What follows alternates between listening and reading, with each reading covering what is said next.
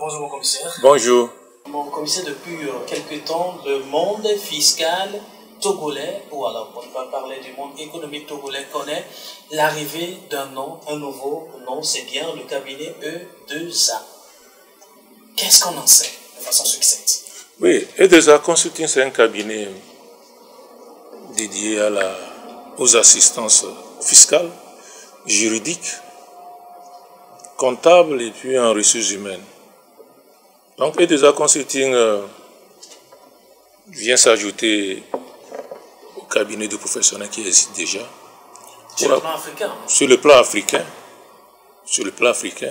E2A Consulting s'entend être un cabinet de repères, non seulement au plan national, mais sur le plan international. Vous savez, au niveau de notre pays, il y a des cabinets qui existent, mais généralement ces cabinets, c'est juste pour donner des conseils aux entreprises, alors que la fiscalité ne s'arrête pas seulement aux opérateurs économiques.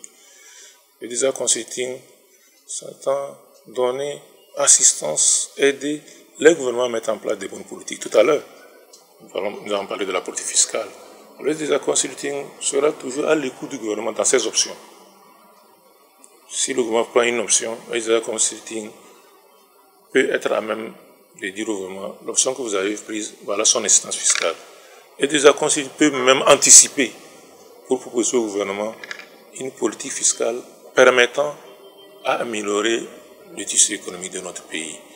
Au plan international, au plan africain, tout à l'heure nous avons parlé de la ZECAf, nous sommes en train de voir qu'il est important qu'un cabinet d'une envergure de E2A Consulting puisse aider les pays à faire une évaluation de l'impact de cette zone de libre-échange sur leur économie. Il ne s'agit pas d'aller signer un traité, il faut savoir quels sont les avantages et les inconvénients lorsque nous prenons l'option de signer un tel traité. Maintenant, au niveau aussi international, comme je l'avais dit tantôt, il y a les défis de la fiscalité internationale aujourd'hui qui concernent les prix du transfert, l'érosion des bases imposables, qui devient préoccupant en ce qui concerne la fiscalité applicable aux grands groupes, aux sociétés mères et filiales.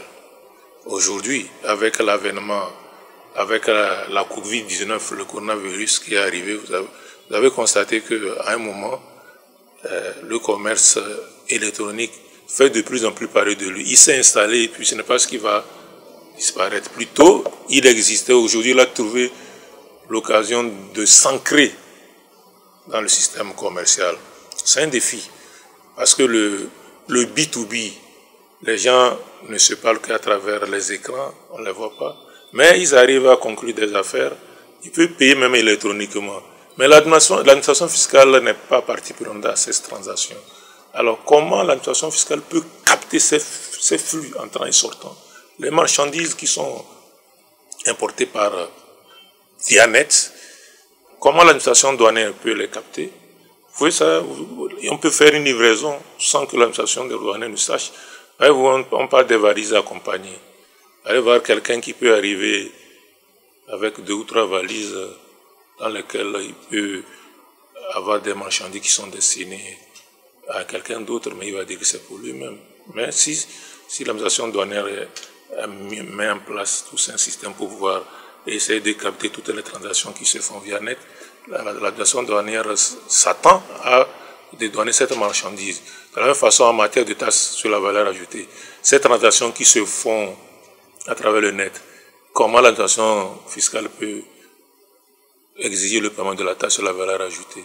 Maintenant, sur le plan international, on parle des gachas. Aujourd'hui, les entreprises multinationales en ce qui concerne l'électronique, aujourd'hui, sur le plan africain, on se demande toutes ces transactions qui se font là, quelle sera la part de l'Afrique?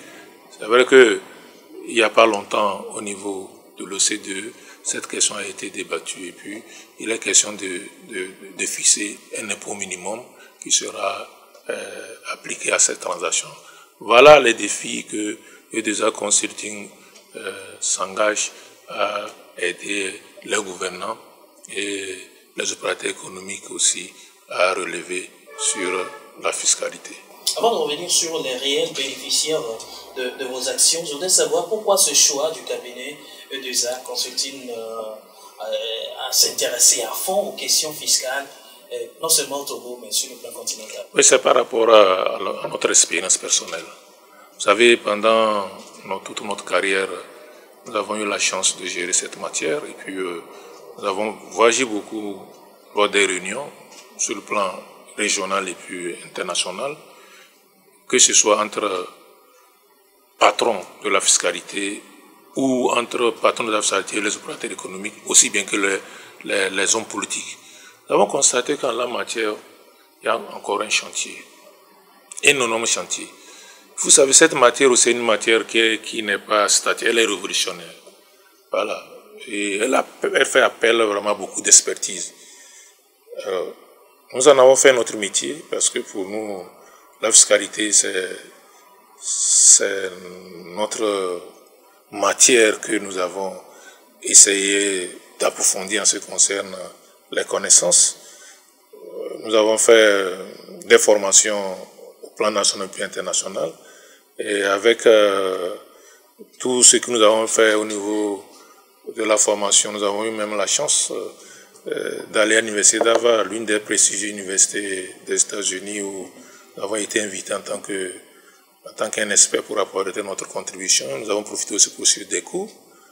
Alors, au niveau des institutions de Brunton, nous avons fait des stages aussi à la Banque mondiale, nous avons été consultants aussi de la Banque mondiale. Et puis, à la faveur de l'Office togolais des recettes, nous avons été le tout premier commissaire des impôts. Au cours dans cette carrière aussi, nous avons non seulement apporté, mais aussi nous avons appris. Voilà. Donc, tout ceci, nous sommes dit que la fiscalité, elle est en nous. Nous disons qu'il y a encore beaucoup de choses à donner en matière de fiscalité. C'est pour cela que nous disons que ce n'est pas le temps de repos. Plutôt, c'est le temps encore de faire davantage, de donner. Dans la mesure où nous savons les besoins des opérateurs économiques. Nous savons les besoins des gouvernements des États. Nous savons aussi les besoins des collectivités territoriales. Aujourd'hui, au Togo, nous avons 117 communes qui ont été mises en place grâce à la vision du gouvernement. Mais ces collectivités territoriales doivent être aidées en ce qui concerne la mise en place d'une politique fiscale, locale, leur permettant de booster le développement de leur collectivité. Les collectivités ne sont pas identiques en elles-mêmes. Elles diffèrent l'une de l'autre. Alors les réalités ne sont pas les mêmes. Là, vous dites que la politique fiscale ne peut pas être la même. Et déjà, consulting avec l'expertise que nous avons, nous sommes capables d'aider chaque collectivité à mettre en place une politique locale. Il est bien dit que l'OTR est là pour collecter les taxes sur les taxes locales au profit des collectivités territoriales. Vous savez, aujourd'hui, au niveau de notre Togo, avec l'institutionnalisation de l'unité de politique fiscale au niveau du ministère de l'économie et des finances, le rôle de l'OTR sera de collecter. Il y aura une unité de politique fiscale. Mais il faut qu'il y ait un cabinet à même d'aider l'unité de politique fiscale, à même d'aider le ministère de l'économie et des finances à mettre en place non seulement une fiscalité à l'échelle nationale, à l'échelle étatique, et aussi une fiscalité à l'échelle territoriale pour permettre que, aussi bien que le gouvernement que les collectivités territoriales se développent. Parce que vous savez, le développement d'une nation commence à la base et les collectivités territoriales sont bien indiquées pour essayer de s'aimer les bases d'une bonne politique fiscale pour booster l'économie de notre pays. En clair, qui seront les principaux bénéficiaires des actions du cabinet de Zakosit? Principalement, nous pouvons dire que les gouvernants, les collectivités territoriales et les opérateurs économiques. Je vous ai dit que nous, on veut aller au-delà des opérateurs économiques. Voilà, on veut aller au-delà des opérateurs économiques. Et nous sommes là pour faire en sorte que chacun puisse gagner bénéficier de notre expertise. Quelle est notre vision? Notre vision, c'est de faire en sorte que la fiscalité soit la matière la mieux partagée au niveau de notre pays. Là où il y a l'obscurité, déjà Constitution veut apporter la lumière. Voilà. Et in fine, qu'est-ce que nous recherchons? C'est que nous voulons que l'administration fiscale encaisse ce qu'elle doit encaisser. Et de la même façon aussi, l'opérateur économique paye ce qu'elle doit payer. L'opérateur économique ne doit pas payer au-delà de ce qu'il doit payer. Donc nous visons quoi? C'est le juste impôt. Chacun doit payer le juste impôt.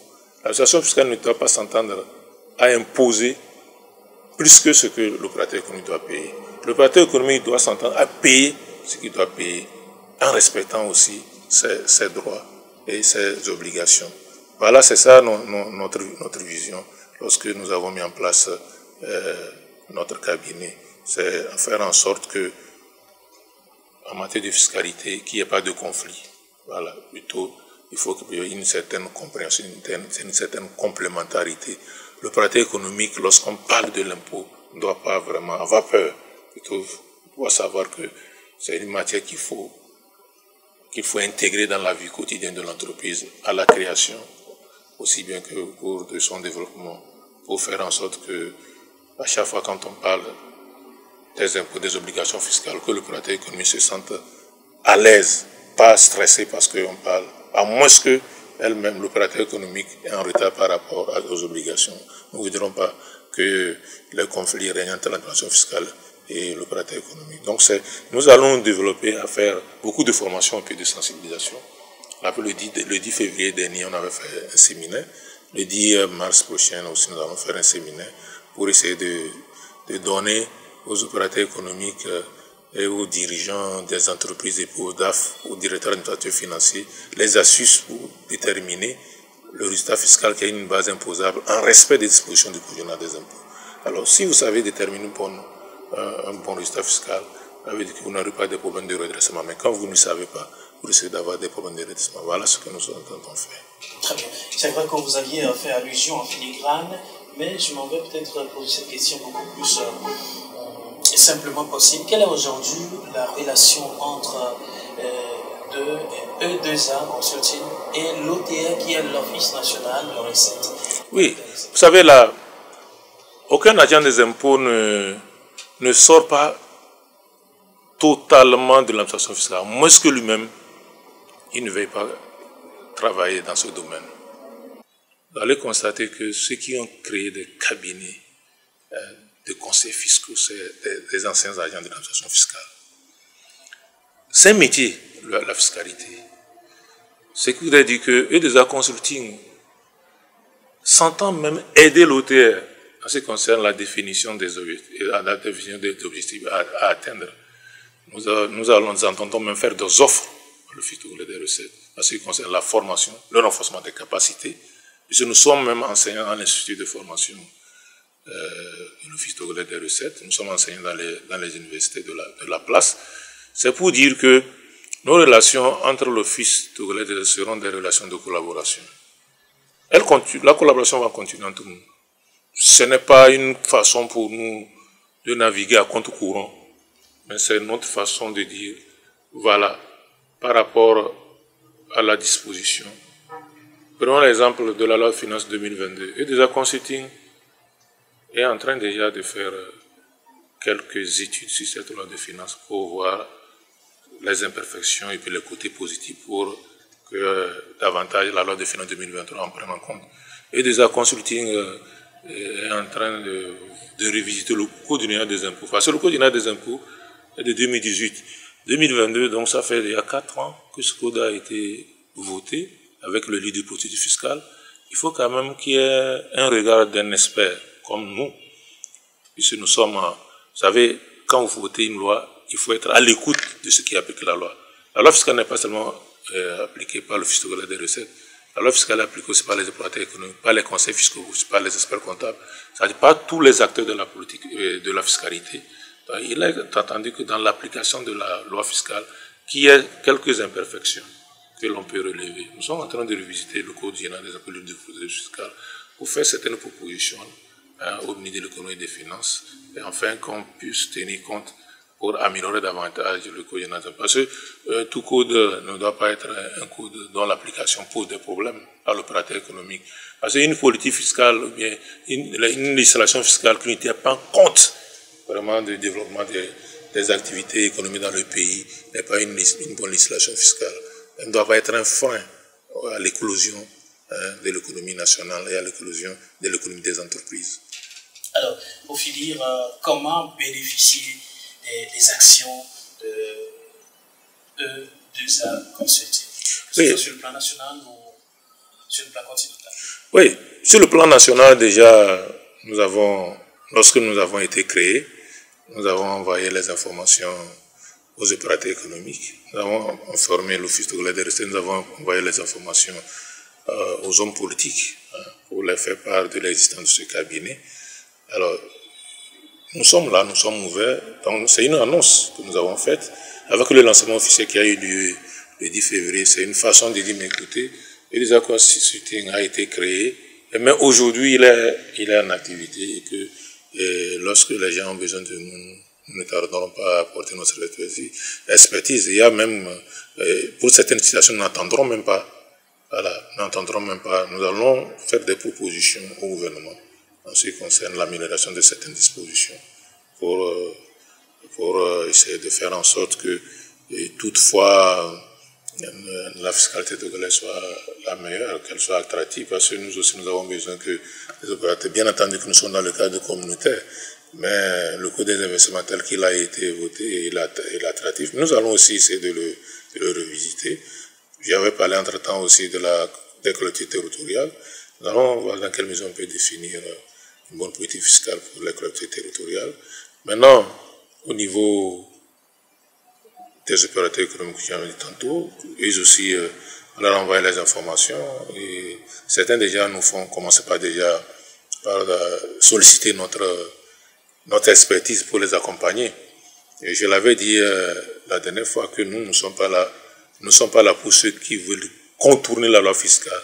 Nous sommes là pour ceux-là qui se disent, mais écoutez, nous voulons être corrects, nous ne voulons pas avoir des problèmes avec l'administration fiscale. Quel est le chemin par lequel nous allons passer pour ne pas avoir des problèmes? Pour être corrects envers l'administration fiscale, pour remplir nos obligations fiscales sans difficulté. Pour ça, nous sommes là. Donc, au niveau des collectivités locales aussi, nous attendons que les communes aussi nous fassent appel. Parce que nous avons en nous quelque chose qui n'est pas encore fini. Nous disons que tant que si le Seigneur nous prête longue vie, nous allons toujours continuer par apporter notre contribution. Ce n'est pas le temps du repos, c'est plutôt le temps de nos avantages. Voilà, la fiscalité étant notre métier, il ne faut pas quand même que nous conservons le métier. Il faut aussi passer la main à la jeunesse. Passer la main à la jeunesse en la formant, voilà. En la formant, voilà. Je dis bien en formant la jeunesse. Cette matière, elle est difficile, elle est complexe. Il faut quand même former la jeunesse. Et puis aussi, il faut créer aussi de l'emploi. Nous sommes ouverts à toute sollicitation, que ce soit dans le domaine d'encadrement lors des contrôles, que ce soit dans le domaine du suivi au quotidien, ou bien même lorsque les gens veulent que nous leur fassions ce qu'on appelle les contrôles préventifs. Nous sommes là pour apporter notre contribution. Nous sommes là aussi pour aider à mettre en place les politiques fiscales. Nous sommes là aussi pour ce qu'on appelle l'évaluation des risques fiscaux lorsque l'on veut s'installer, tout ceci. Donc, le Design Consulting, c'est une entreprise qui n'est pas la mienne, il est l'entreprise de tout le monde, tous les praticiens de la fiscalité. Nous allons collaborer. Nous sommes conscients que sur le champ, il y a déjà des professionnels. Mais ce que Design Consulting veut faire, c'est beaucoup plus la qualité. Voilà. La qualité, le professionnalisme de la qualité. Merci. À moi de vous remercier.